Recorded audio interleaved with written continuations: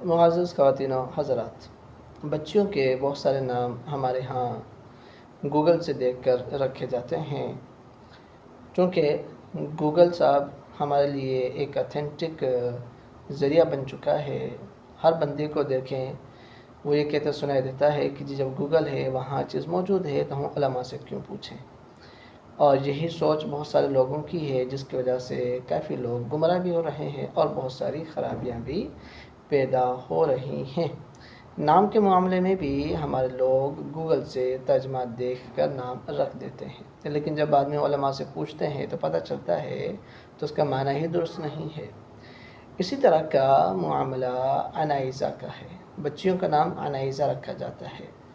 عنائزہ اگر آپ Google search کریں گے تو آپ کو رحمت، خوشخبری، خوبصورت اس طرح کے معنی ملیں گے، اور ہر دوسرے نام کے ساتھ آپ کو خوبصورتی اور رحمت تو ملے گی۔ اللہ کی رحمت، جنت کا پھول، اس طرح کے معنی آپ کو گوگل پہ ملتے ہیں۔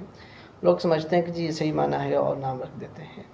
تو عنائزہ بھی گوگل پہ آپ دیکھیں گے تو خوبصورت اور احترام اس طرح کا کچھ معنی آپ کو ملے گا، لیکن یہ لفظ ہے عربی، اور عربی زبان میں عنائزہ یہ انیزہ کی جمع ہے، اور لفظ عنیزہ کا مطلب کیا ہے؟ وہ ہے مصیبت میں مبتلا عورت، اور عنائزہ کا مطلب ہوا مصیبت میں مبتلا عورتیں۔ اب یہ مطلب تو برا ہے نا، مصیبت میں گری ہوئی عورتیں، مصیبت میں مبتلا عورتیں، کوئی اچھا معنی نہیں ہے، لہٰذا ایسا نام نہیں رکھنا چاہیے۔ عنائزہ نام رکھنا منع ہے، نہیں رکھنا چاہیے۔